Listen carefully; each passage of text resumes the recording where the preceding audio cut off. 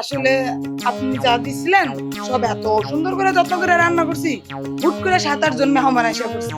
মেহমান আইসা 4টা পিঠা খাই আবার মেহমান চলে গেছে, আপনার লাগে রাখতে ভুলে গেছি। তোর পাল্লার কথা ফরুক, আমি ভিক্ষা করে এনেছি আরেক বাড়ি থেকে।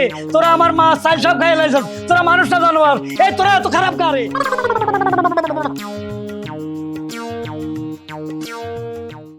মা বোনেরা ভিক্ষা দিবেন, আমি গরিব মানুষ, আমারে কিছু ভিক্ষা দেন। সারাদিন কিছু খাই নাই, খাবার থাকলে দিতে পারেন।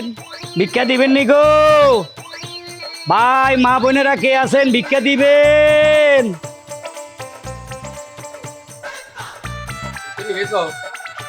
ভিক্ষা তো অবশ্যই দিবেন।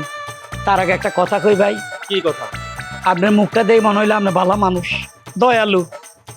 ঘটনা হইলো আমার বউ বাচ্চার ভিটামিনের অভাব, হাঁটতে পারে না। আজকে 1 বছর মাছ মাংস চোখেও দেখে না। ডেলি আলুর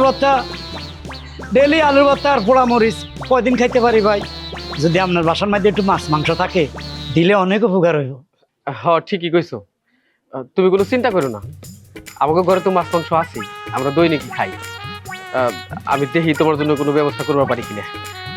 শান্তা, দেখো তো ফ্রিজে মাংস মাছ কিছু আছে নাকি, নিয়ে আসো তো। ভাই আপনি মানুষ না ফেরেশতা? ইয়া আল্লাহ, একটা ভালো মানুষ পাওয়া গেছে রে মাবুদ, যে গরিবের দুঃখ বুঝে গো মাবুদ। যে বলছি যে আমার বাল বাচ্চা, আমার ভিটামিনের অভাব থাকলে একটু মাছ মাংস দেন, সাথে সাথে উনি অর্ডার দিয়ে দিছে আমার মাছ মাংস দিবেন লাই। আল্লাহ তার হায়াত দিয়েন, তার রুজি দিয়েন, তার কোটি কোটি টাকার মালিক বানাই দিয়েন, আমিন। শান্তা কই? এই যে এখানে ভালো কিছু মাছ আছে, বাড়ি নিয়ে বউ পোলাবার নিয়ে খাইও। দোয়া করি আপনারা স্বামী স্ত্রী সুখে থাকেন, 18-19টা বাচ্চা আপনাদের হোক। আল্লাহ ভিক্ষা দান গো। এই এটা কেমন দোয়া করে গেল? 18-19টা বাচ্চা, এত বাচ্চা কিন্তু আমি দিতে পারুম না, কই দিলাম। না, আমি চিন্তা করতেছি অন্যরা 18-19টা বাচ্চা লালন পালন করতে, তো আমাদেরও মনে হয় ফকিরের কাম ধরন লাগবো। দূর ল তো করে। না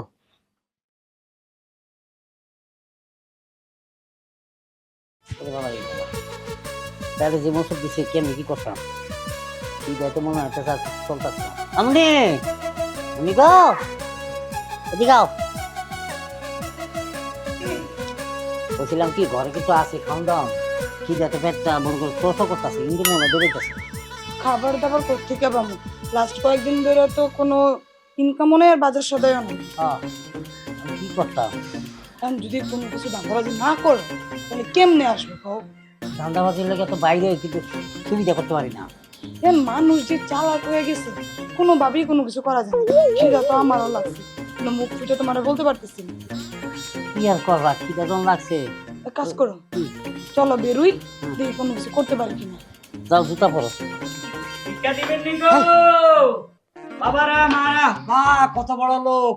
আসসালামু আলাইকুম। ওয়ালাইকুম আসসালাম। বাবারে টাকা পয়সা চাই না, চাই একটু তেল। তেল?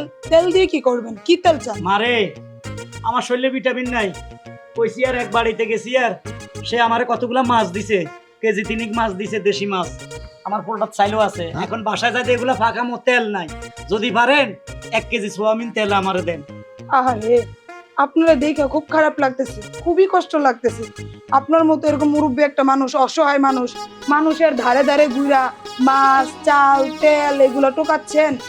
এখন আচ্ছা একটা কাজ করলে কেমন হয় শোনান মুরব্বী, আপনার আজকে আমার ঘর থেকে, এখন আমার ঘর থেকে তেল নেবেন, অন্য বাড়িতে দিতে আবার যাইতে হবে মশলার জন্য।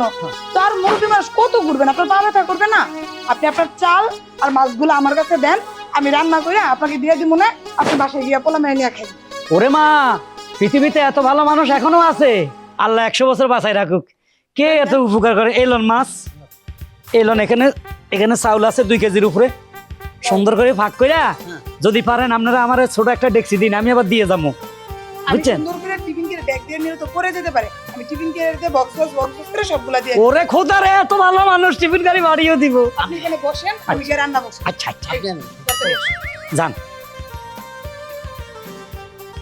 আল্লাহুম্মা সাল্লি আলা সাইয়্যিদানা মাওলানা মুহাম্মদ ওয়ালা আলে সাইয়্যিদানা মাওলানা মুহাম্মদ। কতদিন পর আজকে ভালো খানা খামো, দেশি মাছ, হ্যাঁ, চাউল দিয়া ভাত পাকাইবো, দিয়ে দিব আমারে, আমার বাচ্চারা খাবে, আমার বউ খাবে, আমি খাবো, ভিটামিনের আর অভাব থাকবে না। হ্যাঁ,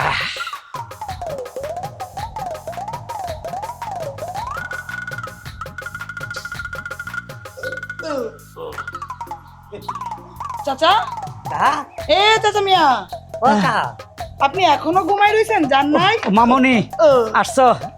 কই খাবার কই? ও, টিফিন গাড়ি বাড়ি? ও চাচা মিয়া, একটা বিশাল বড় ভুল হয়ে গেছে। আসলে আমার ও বাড়ি নাই, অসুবিধা নাই, আপনি পলিথিনে করে দেন, আমি নিয়ে যেতে পারুম। না না, আসলে আপনি যা দিছিলেন সব এত সুন্দর করে যত্ন করে রান্না করছি, হুট করে 7-8 জন মেহমান আইসা পড়ছে। মেহমান আইসা 4টা পিঠা খাই আবার মেহমান চলে গেছে, এখন তো আপনার লাগে রাখতে ভুলে গেছি। কোন রকম পাতিলের মধ্যে অল্প কিছু নাই নি যে আমি একবেলা খাইতে পারুম? বিম সাবান দিয়ে পাতিল একদম মোড়ায় ধুইয়া তাকে রেখে দিছি। এই যে আমরা আমার বাড়ি একটু বেড়াইতে যাবো।